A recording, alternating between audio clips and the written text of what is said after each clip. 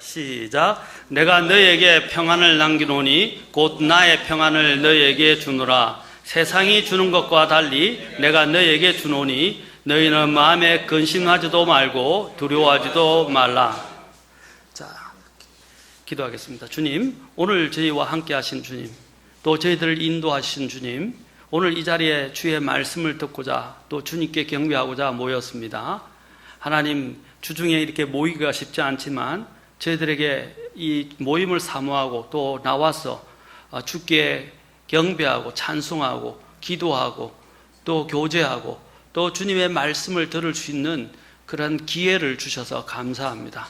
또 주님이 저희들의 이 마음들을 기뻐 받아주시고 또 기억해 주시고 또 보상해 주실 것을 믿습니다.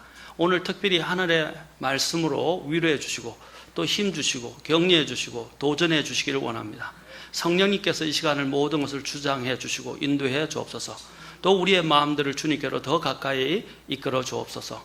주님께 이 모든 것을 의탁하며 우리 주 예수님의 그냥 귀하신 조남을 받들어 기도합니다. 아멘. 앉으시겠습니다. 오늘 저는 근심과 걱정을 어떻게 극복할 수 있는가, 근심, 걱정, 극복하기, 바로 오늘 이 말씀으로 함께 하겠습니다. 지난 시간에는 하나님께서 우리를 얼마나 관심을 두고 계시고 또 우리를 돌보시는가, 그래서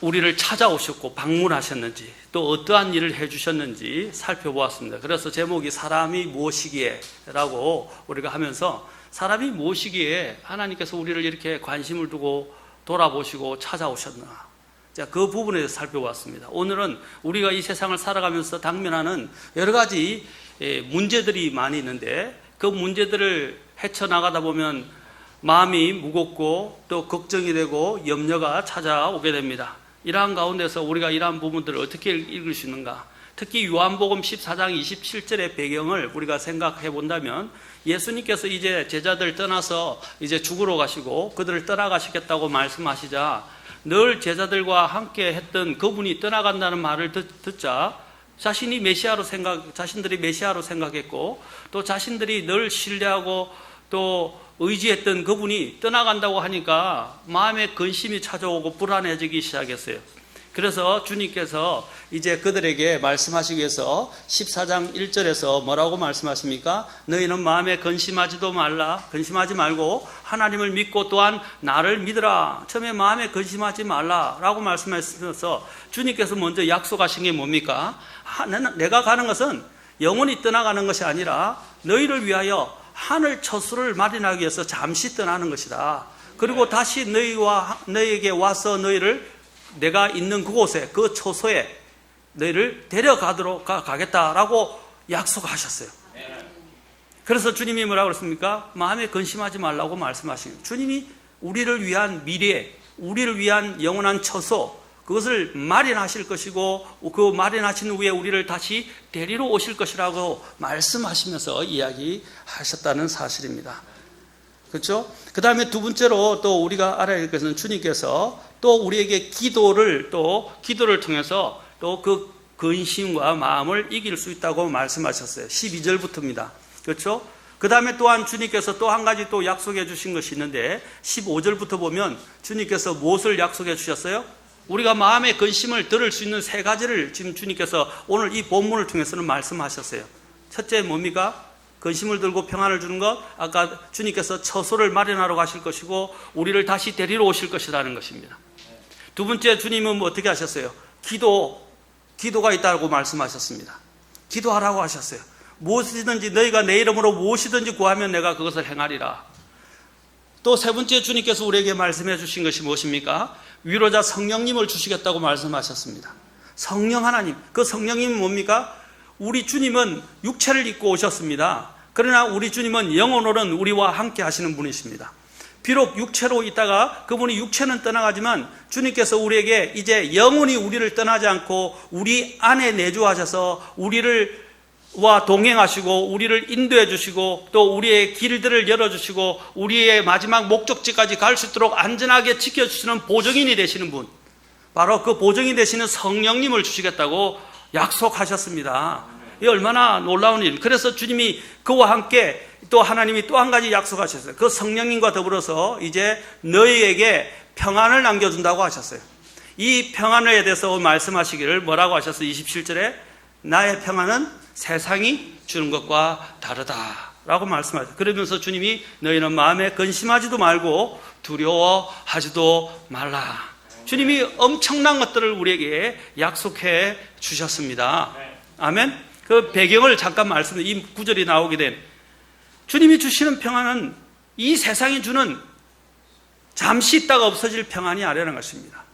우리는 이 세상의 평안은 이 세상이 주는 건 뭡니까? 평안과 기쁨이 있다가 곧 사라져버리고 또 염려가 오고, 그렇죠? 근데 죽음 앞에서는 우리가 무기력하게 됩니다. 그러나 주님이 주시는 이 평안은 세상이 주는 것이 아니고 또한 세상이 주는 것과 다르며 이것은 영원한 평안입니다. 그리고 이것은 우리에게 안전을 보장해 주는 평안입니다. 주님은 이 평안을 너희에게 남겨두겠다고 말씀하셨습니다. 자, 그러면서 주님이 뭐라 했어요? 너희는 마음에 근심하지도 말고 두려워하지도 말라. 근심이란 말이 뭡니까? 걱정이죠. 애를 태우고 불안해하는 마음을 이야기합니다. 걱정을 말하는 것입니다. 오늘날 우리가 참으로 근심할 거리들이 많고 걱정할 것들이 너무 많습니다. 근심이 많은 시대 상황 속에서 우리는 살아가고 있습니다. 또 이 시대는 너무너무 복잡해요. 이전에 제가 어릴 때 생각하면 정말 어릴 때 별로 놀이 문화가 없었어요. 여름 유흥거리나 오락거리들이 많이 없었어요. 어른들은 뭐 기껏해야 오락거리라면 핫도 치는 것 정도. 우리는 어릴 때 시골에서 자치기, 구슬치기, 뭐 딱지치기, 뭐 그렇죠? 예, 또 뭐 비행기 뭐 날리기, 뭐 아니면 그 전봇대를 가지고 또 전봇대에서 서로 다방놀이라고 그러죠. 다방놀이. 뭐 굉장히 단순했어요. 놀이가 굉장히 단순했죠. 그렇죠? 또 무궁화꽃이 피었습니다도 생각나네요. 굉장히 우리가 근데 오늘날은 놀이 문화들도 너무너무 다양해지고 복잡해졌을 뿐 아니라 사악해졌어요. 그러니까 우리의 근심이, 우리가 온 곳의 사방에 우리의 관심을 빼앗길 수밖에 없는 세상에 살고 있고 너무 복잡다단하게 얽혀 있다 보니까 이제 근심들이 더 많아지는 거예요. 스트레스가 더 많아지고 있습니다. 더 많은 정보의 홍수 속에서 우리는 또한 어떻게 해야 될지를 모르고 있고, 특히 요즘 시대가 문화 쇼크라고 이야기하죠. 오늘 우리가 같은 나라에서 같이 살아가고 있는데 세대가 너무 급변하기 때문에 사람들이 그것을 겪는 문화 쇼크가 엄청나다고 합니다. 노인들 중에는요, 지금 바뀌어진 이 휴대폰, 그냥 전화 받는 거의 용도인데 이 휴대폰이 지금은 이제 컴퓨터를 대신하고 있어요. 그런데 이걸 다룰 수가 없어요. 또 컴퓨터도 나날이 발전해서 이전에 다루던 거 다르지, 새로운 프로그램들이 나오고 쏟아져 나오고 새로운 정보들이 쏟아져 나오고 새로운 이제 여러 가지 또 제품들이 나오면 거기에 따른 또 매뉴얼, 그 제품들도 더 기능이 다양하죠. 차들도 보십시오. 얼마나 다양해지고 있습니까? 이전에는 단순했어요. 복잡해지니까 더 많이 공부해야 되고 더 많은 지식을 쌓아야 되고 더 많은 정보들을 가지고 자기를 갖춰야 되고 점점점 어떻게 됩니까? 복잡해지게 되는 거예요. 그래서 스트레스를 받게 되고 이제 그걸 쫓아가지 못하니까 일종의 산업적인 부분에서, 과학적인 부분에서, 첨단적인 또 IT의 부분에서 일종의 뒤처지게 되는 거죠. 그러니까 뒤처지면 어떻게 해요? 또 조롱당하는 것 같고 또 뒤떨어지는 것 같고 점점점 소외되는 것 같고 다른 사람들과 어울릴 수 없을 것 같아서 그걸 쫓아가려고 하니까 또 스트레스가 되고 또 나이가 들으니까 이제 지력은 떨어지고, 그렇죠? 해결이 안 되는 것입니다. 그래서 오늘 이러한 복잡다단한 것이 결코 좋은 것이 아니에요. 오늘 이것이 편리하고 많은 문명의 혜택을 준다고 하지만 그 뒤에 그늘진 모습들을 우리는 보지 못하고 있다는 것입니다. 얼마나 많은 걱정과 근심거리들이 우리에게 쏟아져 나오는지요. 이 걱정과 근심을 끌어안고 있다고 해서 해결 방편이 있습니까? 그 근심거리들을 우리가 해결할 또한 능력은 있습니까? 걱정하고 근심한다고 해서 또 해결도 되지 않는데 우리는 걱정과 근심을 끌어안고 살고 있습니다. 그걸 놓지 못하고 막 끌어안고 있는 거예요. 수많은 또 법적인 문제들로 근심하고 직장 문제로 근심하고 질병으로 인해 근심하고 집안의 다양한 문제들로 근심합니다. 법원이나 여러분 법원에 한 가보십시오. 아침부터 저녁까지 수많은 사람들이 법적인 문제로 다 그곳에서 막 모여가지고 난리 법석입니다. 피곤하고 초조하고 불안하고 고통스럽습니다. 병원에 가보십시오. 심지어는 어린아이, 갓난아이들부터 나이 드신 어른들까지 젊은 사람들 할 것 없이 전부 다 병원에서 얼마나 많은 사람들이 질병으로 고통을 당하고 있습니까? 저도 우리 전에 다른 분 때문에 병문안 갔을 때 어린아이가 암이 걸려서 머리 반을 잘라내고 휠체어를 타고 다니고 있더라고요. 그 어린아이가 얼마나 마음이 아픈지. 오늘날 이러한 모든 근심들이 우리를 짓누르고 있습니다. 우리를 힘들게 합니다. 사람들이 웃고는 있지만, 겉으로는 웃고 있지만 마음속에는 커다란 근심 보따리들을 지고 가고 있습니다. 어릴 때는 공부 걱정, 중고등학교부터는 입시 걱정, 대학교 때는 진로와 직업 걱정, 직장에서는 전쟁터이고 돈을 버는 문제, 대인관계 문제, 승진의 이러한 경쟁 문제, 이제 겨우 자리를 잡아서 결혼을 하게 되면 결혼하고 난 다음에 이제 결혼을 하기 위한 준비 과정, 배우자를 만나는 문제, 또 배우자를 만나서 또 결혼 살림을 차리는 문제. 이제 결혼을 했어요. 결혼하면 또 어떤 문제가 닥쳤습니까? 지금 겪는 문제가 가장 크게 집 걱정, 그렇죠? 집 걱정. 또 결혼해서 집을 이제 어떤 뭐 전세라도 월세라도 마련해서 살기 시작하면 이제 아이를 가지는 문제. 몇 년이 돼도 아이를 갖지 못한 사람들은 또 안달이 나고 마음이 초조하고 불안해집니다. 무슨 문제가 있는지. 또 그때부터 염려가 시작됩니다. 그러다가 또 어떤 특별하게 하나님의 생명을 주셔서 아이를 갖게 되면 또 다른 염려가 생깁니다. 혹시 내 뱃속에 있는 아이가 기형아가 아닌지 또 걱정이 되기 시작하고, 또 요즘 워낙 기형아를 많이 출산하니까요. 또 아들인가 딸인가 또 걱정하게 되고, 또 정상인가 아닌가 걱정하게 되고, 또 아이들 안전하게 또 놓고 나면 이제 어떤 걱정이 됩니까? 이 걱정을 들었다고 생각했는데 또 출산하고 나면 아이를 키우는 문제, 아이 양육 문제, 아이 또 교육 문제, 또 아이의 건강과 질병 문제, 근심이 떠나지를 않습니다. 이제 아이를 다 키웠나 싶으면 이제 노후 대책 문제, 이제 죽음을 준비하는 문제. 이게 인생입니다. 갈수록 태산이죠. 여러분, 우리가 이 땅에 사는 동안에는 주님이 말씀하신 수고와 슬픔뿐이로다 라고 시편 기자가 말했어요. 근심이 끝일 수가 없습니다. 그러면 어떻게 이 근심과 걱정을 우리가 극복하면서 살아가는가? 그걸 없앨 수는 없잖아요. 제거할 수는 없어요. 죽는 것 외에는 이것을 해결할 수 있는 방법은 없어요. 그런데 그냥 죽으면 또 안 되죠. 예수님을 정말 믿고 죄를 용서받고 구원받아야 돼요. 그냥 죽으면 이제 지옥에서 영원히 고통 속에서 걱정하게 될 겁니다. 사랑하는 성도 여러분, 한평생을 살아가는데 이러한 염려와 근심이 저희들을 짓누르고 떠나지를 않습니다. 아침 눈을 뜨면서부터 염려와 근심은 인생살이에 마치 그림자처럼, 때로는 어떤 것들에 붙어 사는 기생충처럼 달라붙어서는 기생하는 벌레처럼 달라붙어서는 떠나지를 않습니다. 염려와 근심은 우리 모든 생활에 말없이 고통을 주고 괴로움을 주고 때로는 큰 타격을 입히기도 합니다. 유대의 격언에 보면요, 당신이 죽었을 때는 벌레가 먹고 당신이 살았을 때는 근심이 먹는다라는 말이 있습니다. 아름답고 행복하게 살아가도록 창조되었던 그 사람이, 하나님의 자녀들이 이제 그 인생을 사는 동안에 근심이란 벌레에게 먹혀 사는 모습을 생각해 보십시오. 얼마나 가련하고 불쌍한 인생입니까? 그런데 우리가 한 가지 알아야 해서는 이러한 우리의 살인은 두 가지를 기억하십시오. 하나는 우리의 죄 때문에 생긴 것이다. 그렇죠? 우리는 죄의 대가를 지불하는 것입니다. 그런데 또 한 가지 감사한 건 뭡니까? 주님이 그 죄의 대가에 죄로 인한 그 고통을 이기게 하시기 위해서 주님이 우리를 찾아오셨다는 것입니다. 지난 시간에 이야기한 것처럼 사람이 모시기에, 그렇죠?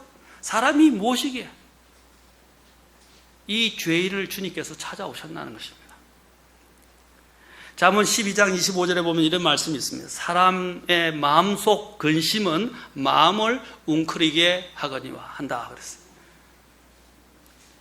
마음의 근심이 마음을 웅크리게 한다. 위축된다 이 말입니다. 삶을 위축시킨다는 것입니다. 또 잠언 17장 22절에는 상한 영은 뼈를 말리느니라 그랬어요. 근심과 걱정으로 이러면 마음이 상하게 되면 막 뼈를 말린다.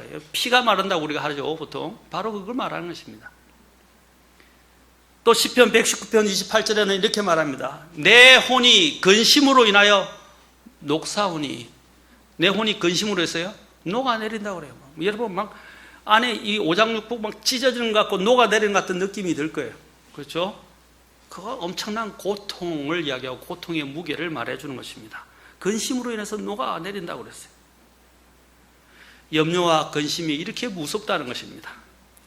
성경은 바로 오늘 이 근심이 바로 우리의 뼈를 말리고 우리의 마음을, 우리의 혼을 녹인다라고 말하고 있습니다. 여러분, 이 근심, 염려, 불안, 초조, 절망 이런 것들은 우리 교감신경을 활성화시키고 그 교감신경이 활성화되면 우리의 몸의 건강까지도 망가뜨립니다.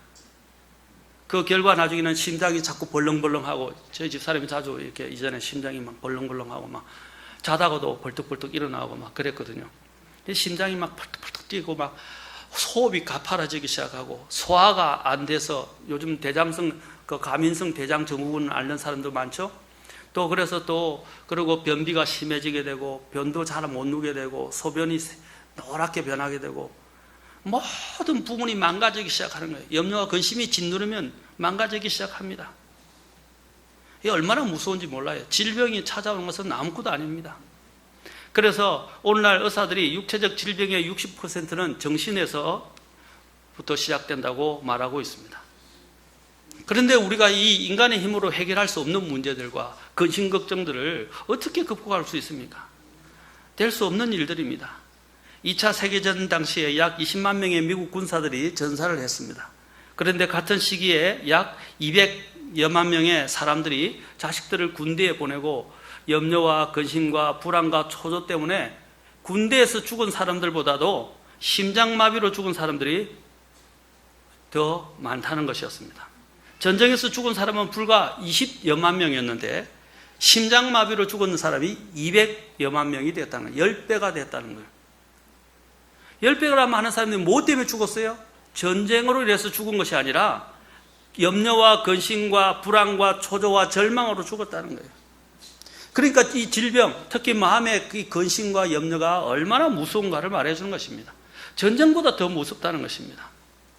오늘날 우리 삶에도 수고와 무거운 짐과 괴로운 일 자체로 늘 괴로워하고 잠 못 이루고 걱정과 불안 때문에 건강을 해치며 믿음 생활까지도 제대로 하지 못하는 사람들이 많습니다. 또 경제 파탄으로 인해서, 건강으로 인해서 이제는 결국 목숨을 끊는 사람들도 있습니다. 여러분, 염려와 근심, 걱정은 사실 전혀 유익이 되지 않지만 사람들은 이 부분에 자꾸 사로잡히고 노예가 되고 있습니다. 이런 근심에 대한 태도, 이해를 우리가 바로 해야 되고 하나님이 보시는 관점에서 이것을 보고 이 문제를 해결해야 합니다. 그리고 분명한 태도를 가져야 합니다. 근심과 걱정은 우리에게 아무런 유익을 주지 못합니다. 근심 걱정한다고 환경이 변합니까? 근심 걱정한다고 문제가 해결됩니까? 근심 걱정한다고 염려한다고 머리털 하나가 더 생길 수 있습니까? 더 1cm나 길게 할 수 있습니까? 해결할 수가 없다는 것입니다. 물론 좋은 어느 정도의 걱정은 우리로 하여금 대책을 준비하게 하고 좀 더 긴장하게 만들 수는 있어요. 그러나 그것에 사로잡히고 노예가 되고 눌리게 되면 그것은 결국 나에게 해가 된다는 것입니다. 주님께서는 약간의 긴장과 이런 염려는 필요하다고 생각해요. 그런데 우리가 알아야 할 것은 이 염려를 어떻게 해결할 것인가 하는 것입니다. 성경에도 다음 시간에 이야기하겠지만 두 가지 근심이 있어요. 하나는 뭡니까? 하나님에 대한 근심. 그 다음에 또한 세상에 대한 근심.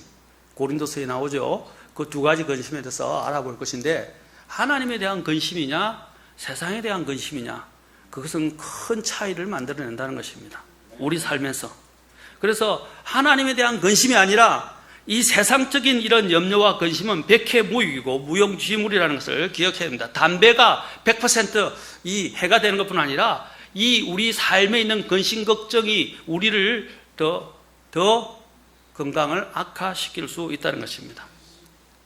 하나님은 우리를 창조하실 때 내일의 근심까지 우리가 짊어지도록 그렇게 우리를 튼튼하고 강하게 창조하지 않았다는 사실입니다. 우리는 연약한 존재예요. 그래서 주님이 뭐라고 했어요? 내일 염려까지 하지 말라고 그러셨어요. 자, 마태복음 6장에 가서 잠깐 우리가 보겠지만 마태복음 6장에서 주님이 나중에 다시 한번 볼 겁니다만은 마태복음 6장에 가서 한번 보십시오.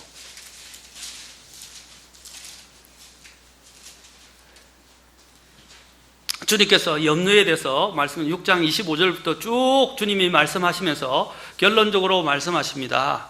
자, 염려하지 말라 그랬어요. 주님께서 27절에 너희 중에 누가 염려함으로 자기 키에 1큐빗을 더할 수 있겠느냐.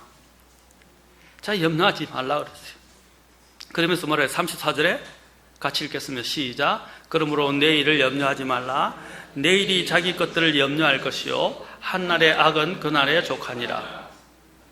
그날 우리가 당하는 그 근심과 걱정으로 충분하다. 주님이 필요한 만큼만 허락해 주셨다는 겁니다. 그런데 왜 자꾸 내일이 보장되지 않는데도 내일까지 그것을 끌고 가고 내일을 걱정하는 이 말입니다. 주님은 한날 걱정한 그날로 족하다는 거예요. 그렇죠? 그날의 악은 그날로 끝내야 됩니다. 근데 그 왜 악을 짊어지고 살아가느냐는 것입니다. 왜 악을 짊어지고 살아가느냐는 것이요.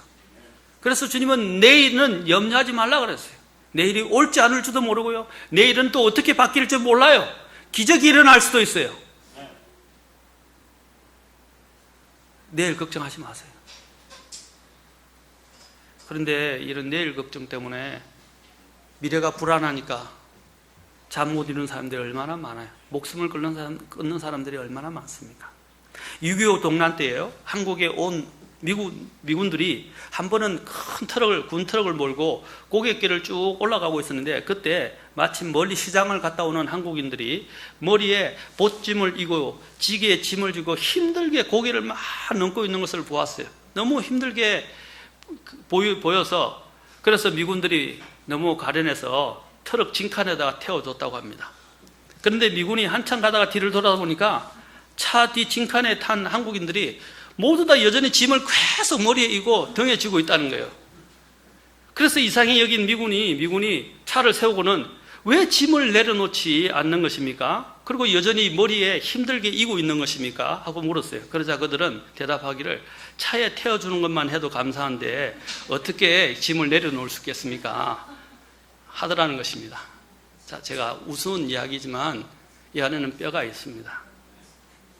신앙, 우리의 믿음 생활을 하는 사람들이, 그 신자들이 예수님을 믿는다고 그러면서 세상 걱정, 온갖 걱정, 근심을 다 끌어안고 같이 함께 살고 있다는 것입니다. 예수님을 믿는다고 그러면서. 예수님을 믿는다는 건 뭡니까? 내 인생을 주님께 맡기는 것이다. 우리가 예수님을 믿을 때 너희가 진리를 알지니 진리가 너희를 자유하게 하리라 하셨어요. 주님은 우리를 해방시켜 준다고 하셨어요. 자유한다고 그랬어요. 고통과 질고와 질병을 주님께서 질병으로부터 우리를 고쳐주시기 위해서 또한 십자가를 지셨다고 말씀하십니다. 그리고 심지어는 영원한 죽음으로부터 우리를 건져주셨습니다. 그런데 우리는 오늘 여기 있는 이 우리나라 이전에 살았던 미군들이 6.25 동란 때의 한국인들처럼 그 짐을 주님이 우리의 짐들을 다 해결해 주셨는데도 내가 그 짐을 계속 지고 가고 있다는 사실이에요. 여러분, 우리가 정말로 주님을 신뢰한다면 우리의 짐은 우리 주님과 함께 다 지어졌다는 사실을 기억하셔야 됩니다.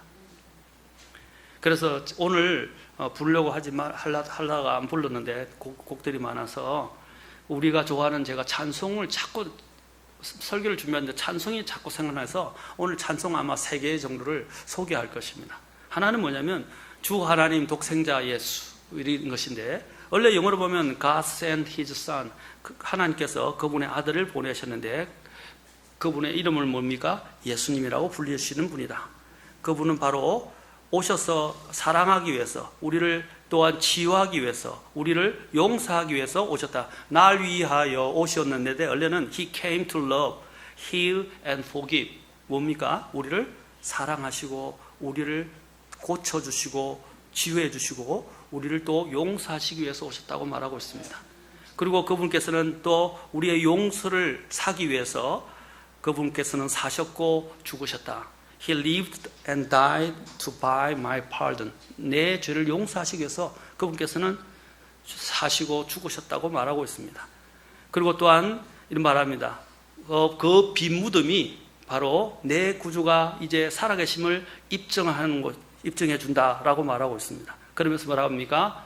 Because he lived. 그분께서 사시기 때문에 I can face tomorrow. 나는 내일을 직면할 수 있다. 그렇죠? 내일을 당면할 수 있다고 말합니다. 살아계신 주, 나의 참된 소망이라고 우리는 그렇게 걱정, 근심 전혀 없네. 이렇게 되지만은 영어로 보면 뭐라고 그랬어요? 그분께서 살아계시기 때문에, 부활하셔 살아계시기 때문에 이제 나는 뭡니까? 내일을 직면할 수 있다라고 말합니다. 그러면서 또 말합니다. Because I know He holds the future. 그분께서 뭐라고 그랬습니까? 나의 그 미래를 지고 계신다는 것을 내가 알기 때문에 내 삶은 이제 살만한 가치가 있다. Life is worth the living. 내가 이제 살만한 가치가 있고 그분이 살아계시기 때문에 나는, 그리고 그분이 미래를 지고 계시기 때문에 나는 살만한, 내 삶은 살만한 가치가 있다고 말하고 있습니다.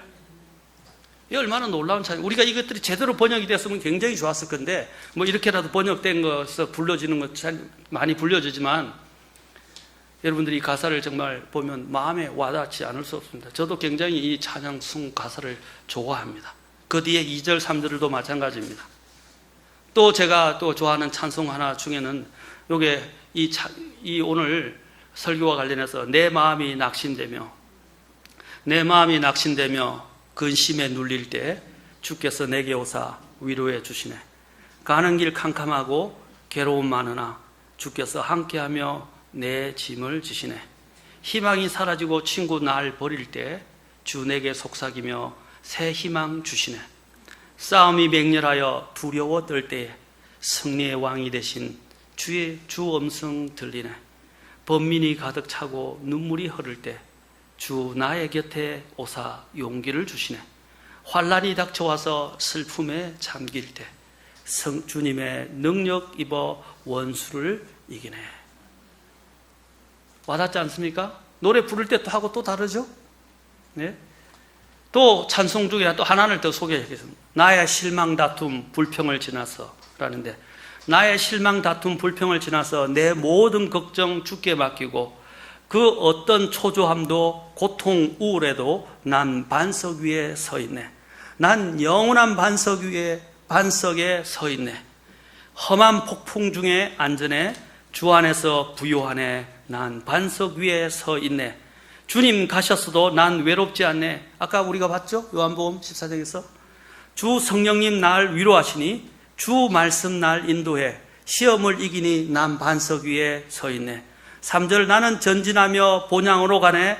날마다 나의 주만 의지해. 오늘 불렀던 본문 말씀하고 관련이 있죠? 주님이 예배해 주셨다고 했잖아요. 우리의 하늘을. 가까이 계신 주님, 변함없는 사랑, 난 반석 위에 서 있네. 난 영원한 반석에 서 있네. 아멘. 그러면 간단하게 그러면 염려를 극복하는 방법을 간단하게만 보고 다음 시간에 또 우리가 계속해서 보겠습니다. 걱정, 근심, 염려가 다가올 때 우리는 어떻게 해야 됩니까?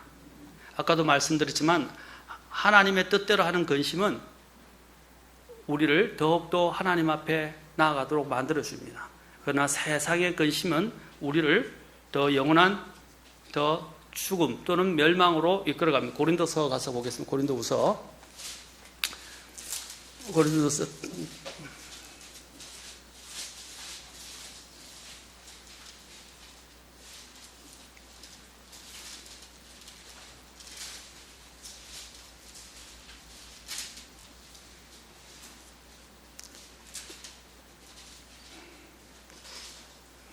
자, 고린도후서 7장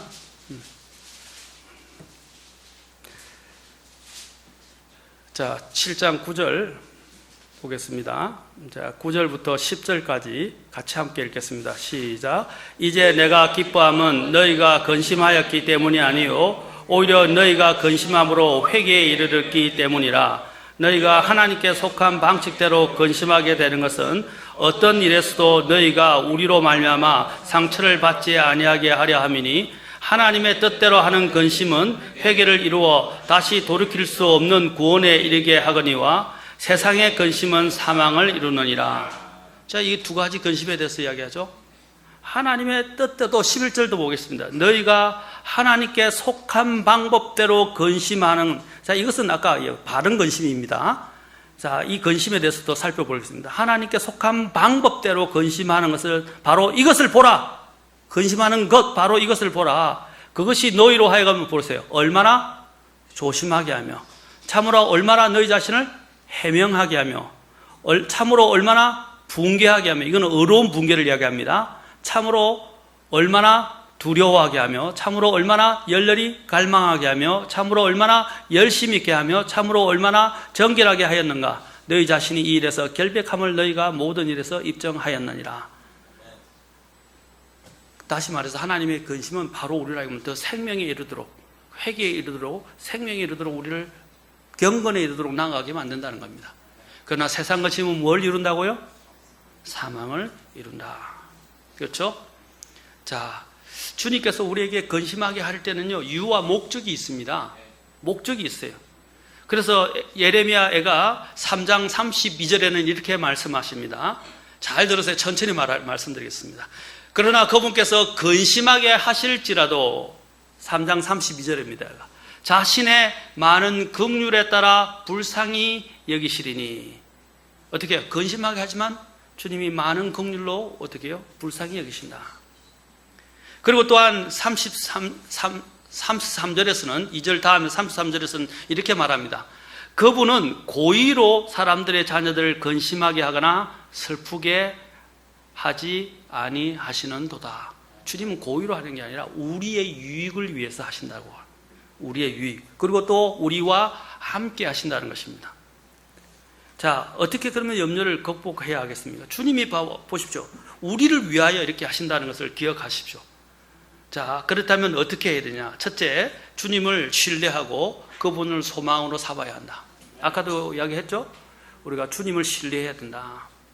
너희는 뭡니까? 나를 믿으라. 주님께서 아까 말씀하셨어요. 요한복음. 너희는 나를, 근심하지 말고 나를 믿으라 그랬어요. 나를 믿으라. 예레미야 17장 7절과 8절에서는 이렇게 말씀하십니다. 주를 신뢰하며 주를 소망으로 삼는 사람은 복이 있나니, 그는 물가에 심은 나무 곧 뿌리를 강가로 뻗은 나무 같아서 더위가 오는 때를 보지 아니하며 잎이 푸르고 가무는 해도 걱정이 없으며 열매 맺는 일을 거치지 아니하리라. 뭐라 그랬어요? 주를 신뢰하며 주를 소망으로 삼는 사람, 바로 사람들은 복이 있고, 어떤 복입니까? 걱정이 없고 늘 삶이 항상 푸르다. 그렇죠? 그리고 열매가 가득하게 될 것이다 그랬어요. 이사야서 26장 3절에서는 주께서는 생각을 주께 고정시킨 자를 완전한 평강으로 지키시리니, 이는 그가 주를 신뢰하기 때문이다. 주를 신뢰하는 사람들은 주 자신의 생각을 주님께 고정시킨 사람들입니다. 그러면 주님께서 완전한 평강으로 인도하세요. 그러면 완전한 평강은 어떻게 합니까? 우리 안에 있는 걱정과 근심을 다 몰아낸다 이 말입니다. 주님을 신뢰하고 계십니까? 주를 신뢰하고 계십니까? 주님을 또 신뢰하는 것은 이겁니다. 주님이 누가복음 12장 28절, 아까 읽었던 마태복음 6장에도 나오는데도 이렇게, 그런즉 오늘 들에 있다가 내일 아구기에 던져질 풀도 하나님께서 이렇게 입히시거든. 오, 너희 믿음이 적은 자들아, 하물며 너희는 얼마나 더 잘 입히시겠느냐. 우리가 이래 들에 풀 또 날아다니는 새보다 더 귀중하다는 것입니다. 그들과 우리는 천재 차이예요. 우리는 하나님의 주신 호흡으로, 생명의 호흡으로, 그렇죠? 우리는 하나님의 형상과 모습을 따라 창조되었던 존재들이라는 겁니다. 또 두 번째로는 주님께 맡기라 이 말입니다. 맡기라. 주님이 말씀하셨어요. 우리가 늘 잘 아는 말씀이지만 한번 되새겨 봅시다. 수고하고 무거운 짐진 자들, 신진 모든 자들아, 수고하고 무거운 짐진 모든 자들아. 아까 우리나라 6.25 동란 때 그때 미군 차를 얻어 탔던 사람들을 한번 생각해 보십시오. 너희는 내게로 오라. 내가 너희에게 안식을 주리라. 여러분 눈물을 가지고 주님 앞에 가세요.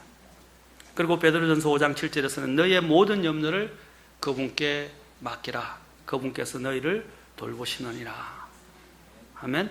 세 번째로 우리는 또 주님의 아까 오심을 확신하는 사람.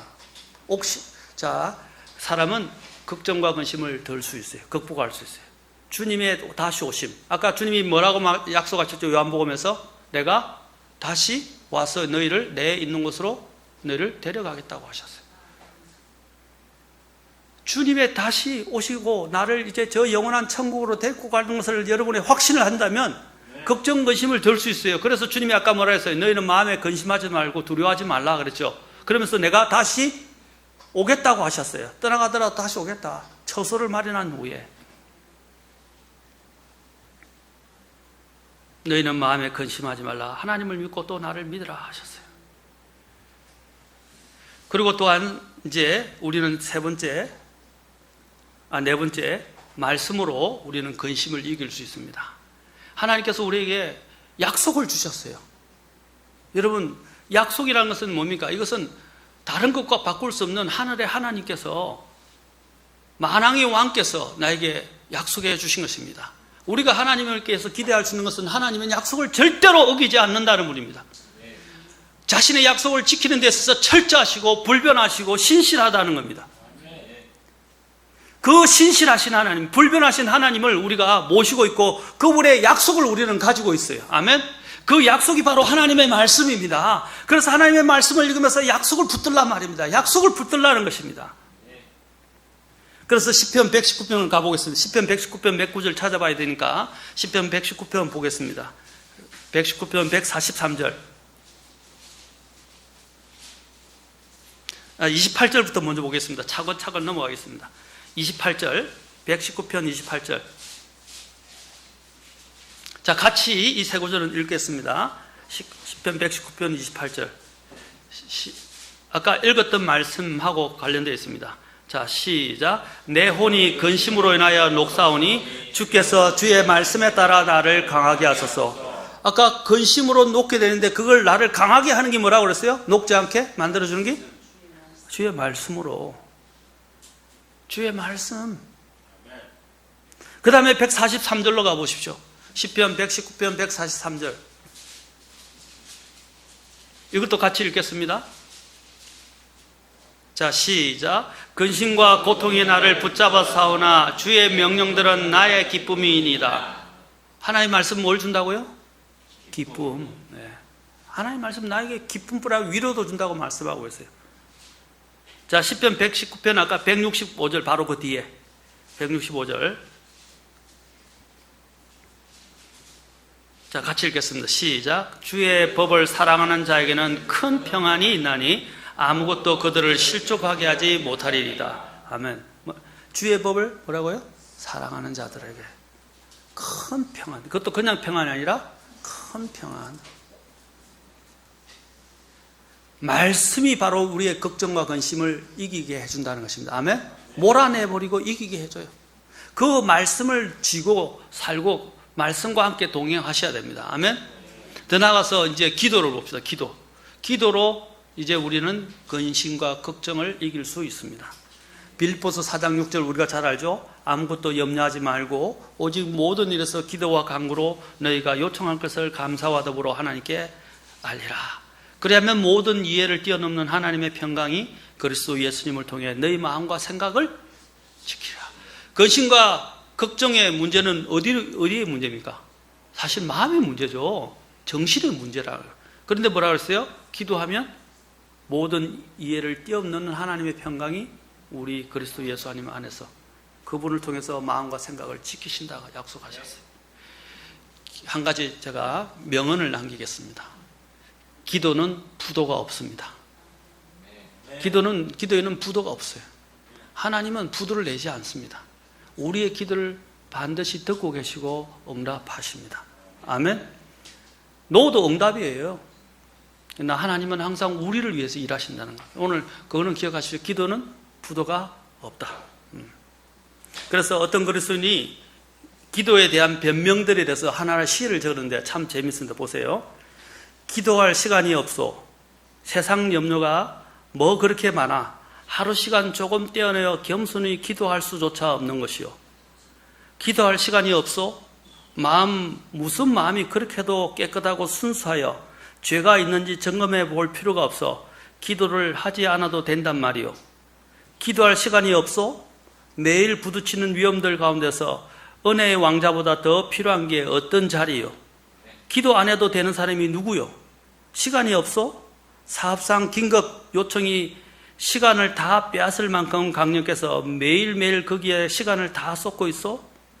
인생들이 온갖 고난 다 겪을 때 하나님이 그 얼굴 가리시고 들을 시간이 없다고 말씀하시는 것보다 더 두려운 것이 어디에 있겠소? 기도할 시간이 없다? 오늘 집을 나서기 전 기도했나요? 자, 아까 눈만 뜨면 근심이라고 제가 서두에 말했어요. 이제 여러분, 우리가 눈만 뜨면 우리가 갖고 있는 모든 문제들을 주님께 기도로 맡기십시오. 아멘. 맡기고 시작하십시다. 그러면 우리의 인생이 짐이 떨어집니다. 짐이 얼마나 무거워요. 나를 너무 힘들게 해요. 그 짐을 주님께 아까 맡겨보리라는 것입니다. 아멘. 그러면 우리는 이제 더 이상 걱정, 근심에 눌려서 노예가 돼서 끌려다니면 살지 않게 되고, 오히려 그걸 더 감사하고 더 적극적으로 부딪히고 더 적극적으로 주님 앞에 매달리게 되고 주님께 맡기게 되고 더 주님의 약속을 붙들며 하늘에 소망을 두고 살아가게 된다는 거예요. 아멘. 주님이 말씀하셨죠. 내일을 염려하지 말라. 자, 마지막 이 구절만 읽고 마치겠습니다. 야고보서 4장 13절 14절입니다. 야고보서 4장입니다. 야고보서 4장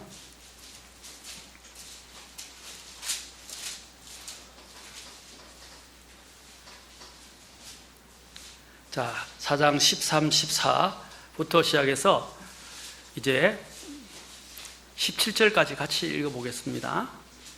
17절까지 4장 13절부터 17절까지 자, 시작. 자, 이제 너희가 말하기를 오늘이나 내일 우리가 어떤 도시에 가서 한 해 동안 거기 머물며 사고팔고 하여 이득을 얻으리라 하거니와 내일 있을 일을 너희가 알지 못하는도다. 너희 생명이 무엇이냐? 그것은 곧 잠시 나타났다가 그 뒤에 사라져버리는 수정기니라. 그런 까닭에 너희가 마땅히 말하기를 주께서 원하시면 우리가 살며 이것이나 저것을 하리라 하여야 하나 이제 너희가 스스로 자랑한 것을 기뻐하나니 그러한 기쁨은 다 악한 것이니라. 그러므로 선을 행할 줄 알고도 행하지 아니하는 자에게는 곧 그에게는 그것이 죄가 되느니라.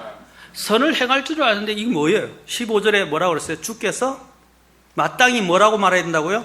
마땅히 말하기를 주께서 원하시면, 주의 뜻이라면 이 말입니다.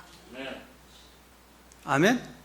우리의 삶이 주께서 원하시는 삶, 바로 그러한 삶으로 살아가게 되기를 바랍니다. 그러면 근심 걱정이 물러나고 내 삶은 뭡니까? 더 용기를 가지고 이 세상을 더 의연하게 대처할 수 있고 걱정, 근심을 극복할 수 있을 것입니다.